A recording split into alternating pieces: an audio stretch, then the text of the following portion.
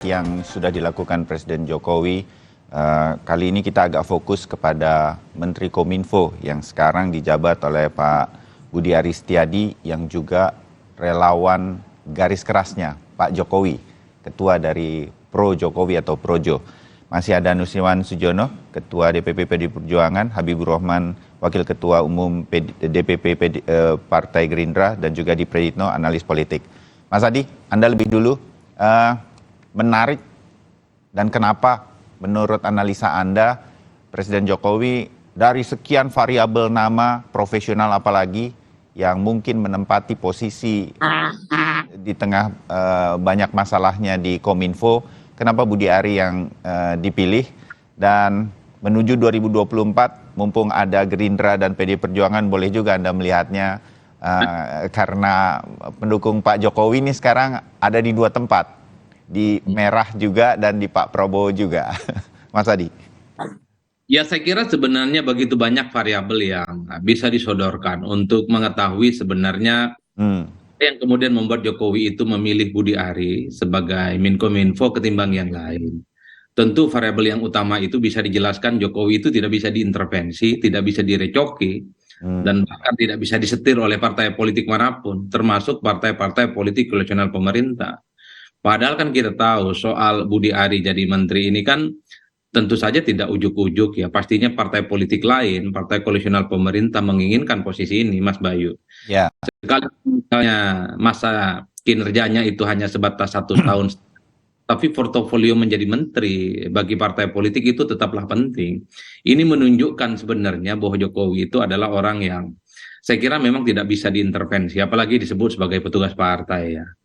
Itu yang pertama. Yang kedua, kalau saya membaca, Pak Jokowi itu hanya ingin memastikan bahwa Menkominfo yang dianggap begitu banyak persoalan itu ditangani oleh orang yang selama ini menjadi kepercayaan Jokowi. Relawan Jokowi ini, Budi Ari, ya, yang ketum Projo, kan kita tahu selalu mengatakan tegak lurus dengan Jokowi. Merah kata Jokowi, merah pula kata relawan. Jadi Pak Jokowi dari sekian banyak persoalan-persoalan yang ada di Menkominfo misalnya, ini harus ada di tangan orang yang selama-selama ini memang cukup dipercaya betul oleh Pak Jokowi. Jadi ini yang sepertinya Pak Budi Ari ditaruh di situ tentu dengan harapan bahwa begitu banyak persoalan itu harus tuntas sampai maksimal. Terutama misalnya proyek yang sempat mangkrakan supaya di wilayah-wilayah yang selama ini tidak terjangkit terkait dengan persoalan internet itu bisa tuntas, Mas. Karena ini kan sebagai upaya untuk mewujudkan Jokowi punya yang disebut dengan infrastruktur digital ataupun tol langit itu. Nah, di tangan Budi Ari inilah tentu saja Pak Jokowi berharap betul hal-hal yang terkait selama ini belum maksimal itu bisa dilaksanakan, mengingat Budi Ari ini bukan hanya orang kepercayaan Jokowi, tapi tentu saja diharapkan tidak cawe-cawe dengan urusan politik, tidak cawe-cawe dengan urusan pilpres gitu ya. Tentu kalau publik berharap Budi Ari setelah ditunjuk sebagai menteri harus mengurangi intensitas ya untuk bicara tentang kongsi dukungan politiknya di pilpres. Tentu untuk memantapkan segala hal yang belum dimaksimalkan oleh Jokowi itu bisa setuntas-tuntasnya. Ini yang saya kira menjadi alasan kenapa kemudian Pak Budi Ari ditunjuk oleh Jokowi menjadi menteri ketimbang yang lainnya. Tapi bisa juga yang ketiga, Mas Bayu. Apa itu? Pak Jokowi itu sebenarnya ingin memuliakan posisi para relawan. Relawan itu kan selama ini kan paling banter ya jadi komisaris ataupun posisi manisnya ya adalah sebagai wakil menteri lah kira-kira begitu. Dengan posisi Budi Ari sebagai ketum Projo yang saya kira punya kontribusi besar terkait dengan pemenangan Jokowi. Jokowi ingin tunjukkan bahwa relawan itu adalah variabel penting yang kemudian bisa dimaksimalkan sebagai bagian instrumen untuk melakukan aksentuasi dan pemantapan kinerja Jokowi. Dan satu hal, dengan hal ini Jokowi ingin memastikan bahwa Jokowi bisa bicara politik itu kan melalui relawan politisnya, Mas. Iya. Kalau misalnya Jokowi di partai karena kapasitasnya bukan partai, tentu tidak terlampau nyaman, tidak terlampau mengekspos dan kelihatan tidak terlampau tuntas bicara tentang keinginan dan preferensi pilihan politisnya. Oleh karena itu, karena Projo ini dinaikkan kelas politisnya, posisinya adalah sebagai menteri, Pak Jokowi ke depan tentu saja akan menjadikan Projo dalam tanda kutip sebagai duplikat dan replikasi kepentingan politisnya untuk menyampaikan pesan-pesan politik kepada siapapun, kepada PDIP, kepada Gerindra, dan kepada publik secara umum. Jokowi memang bukan ketua umum partai, tapi bicara Pilpres bisa melalui para relawan-relawannya yang saya kira memang cukup kuat dan cukup solid sampai saat ini. Ya, apakah dengan sekarang kalau kita bicara survei dan lain-lain Pak Prabowo, kalau saya bilang sih seri begitu ya, walaupun unggul sangat tipis dari Ganjar Pranowo. Biar nih Mas Habibur Rahman dan Pak Nus nih ke arah sana sedikit berkaitan dengan reshuffle begitu.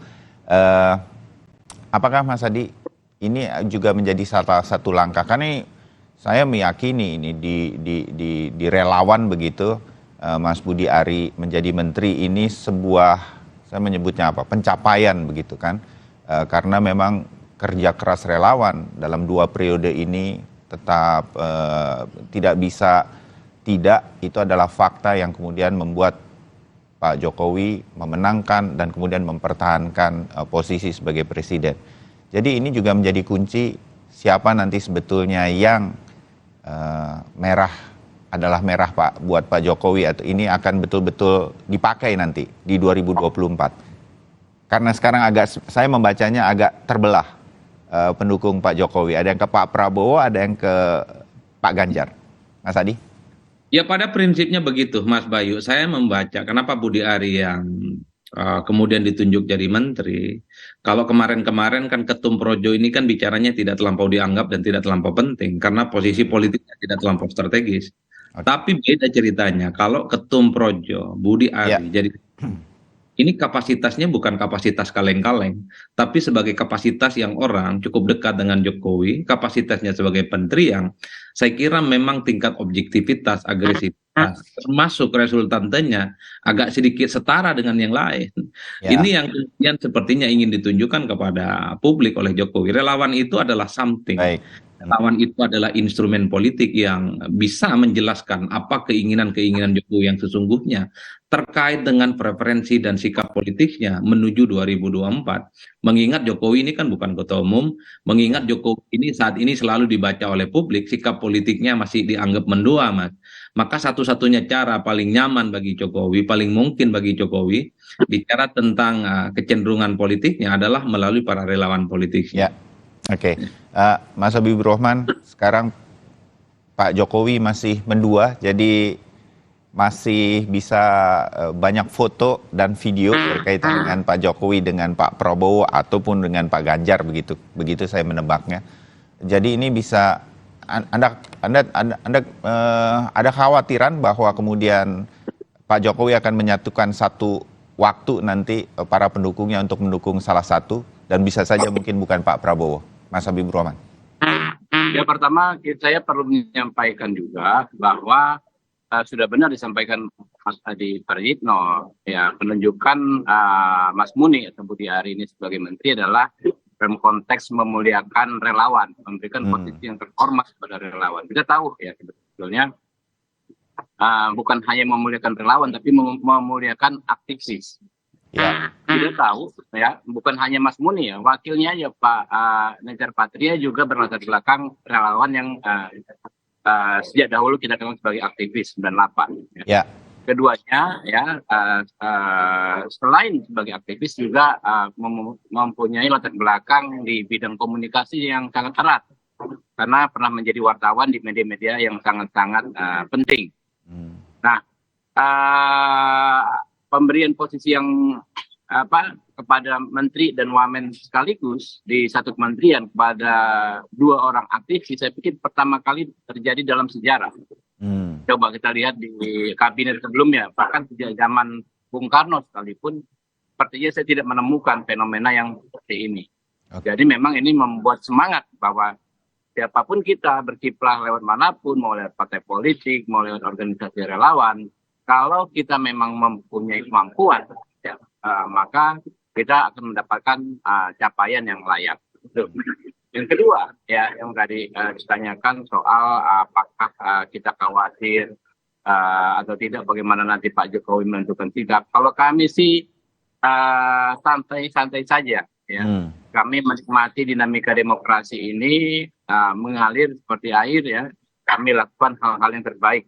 Yang paling penting kami perlu terus menegaskan komitmen kami, komitmen Pak Prabowo Subianto bahwa kami akan menjaga, akan meneruskan, akan melanjutkan legacy, kemudian prestasi, capaian, dan semua kebijakannya Pak Jokowi yang ada saat ini. Kurang lebih seperti itu. Oh, oke.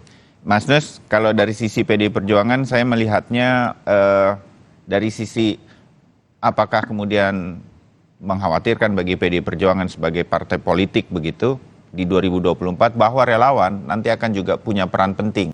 Kalaupun tidak sama persis, tetapi selama ini sudah dibuktikan relawan juga punya mesin yang bisa menggerakkan seseorang bisa menjadi seorang pemimpin melalui pemilu. Mas Nus. Jadi Mas Bayu, Kompas TV tadi sudah menyampaikan di awal itulah PDI Perjuangan sebagai pilar-pilar pemerintahan Pak Jokowi Kiai Ma'ruf ini. Ya. Itu sisi kalimat, sisi lain. Di sisi yang lain kita pun juga harus bersiap-siap dengan berbagai narasi yang tidak konsekuensinya tidak baru berapa menit yang lalu, dan ini muncul pertanyaan bagaimana karena ini apakah bisa sejalan dengan PDI Perjuangan atau katakanlah menguntungkan dan tidak. Itu semua ya kita sudah konsekuensi itu harus siap kita menghadapinya karena banyak hal yang tidak menguntungkan, katakanlah bahasa mudahnya demikian. Ya itu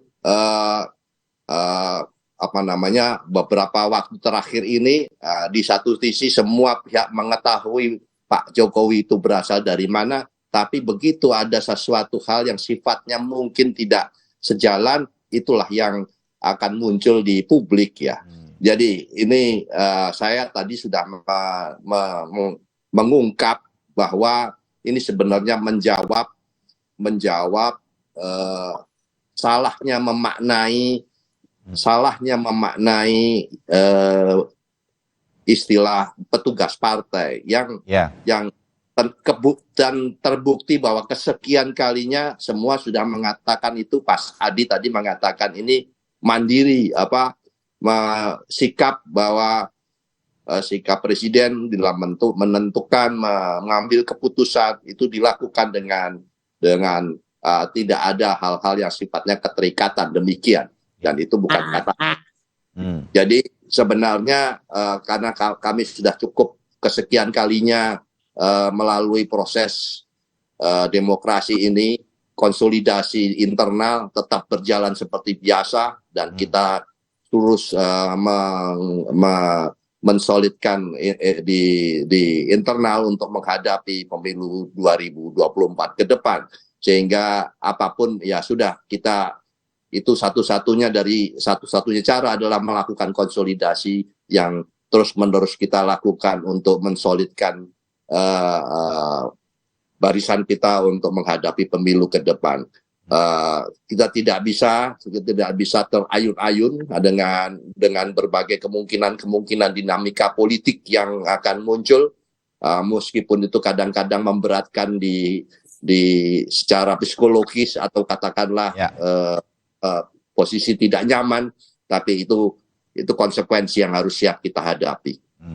Baik, saya harus menutup obrolan kita atau diskusi kita pada pagi hari ini setelah kita melihat apa yang dilakukan Presiden Jokowi yang kita sudah lihat tanda-tandanya cukup lama, reshuffle kabinet, dan kita percaya bahwa ini adalah prerogatif Presiden dengan penuh pertimbangan sudah dilakukan, dan semua termasuk partai politik pendukung, ada Gerindra, ada PDI Perjuangan dan partai politik lain, tinggal kemudian berharap yang terbaik dalam 1,5 tahun ke depan untuk Kabinet Indonesia Maju ini menyelesaikan banyak tugas-tugas yang tersisa. Terima kasih Mas Adi Prayitno, Mas Habibur Rahman, dan Mas Nus. Sama-sama, sehat. Sampai ketemu lagi. Selamat pagi. Itu tadi perbincangan kita mengenai pasca reshuffle kabinet, saudara. Kami masih akan kembali setelah jeda. Apa yang kemudian kita akan hadirkan adalah berkaitan dengan apa yang menjadi terkini dari Pondok Pesantren Al Zaitun. Diduga terkait dengan pencucian uang, PPATK memblokir ratusan rekening dari pimpinan Pondok Pesantren Al Zaitun Panji Gumilang. Lengkapnya sesaat lagi.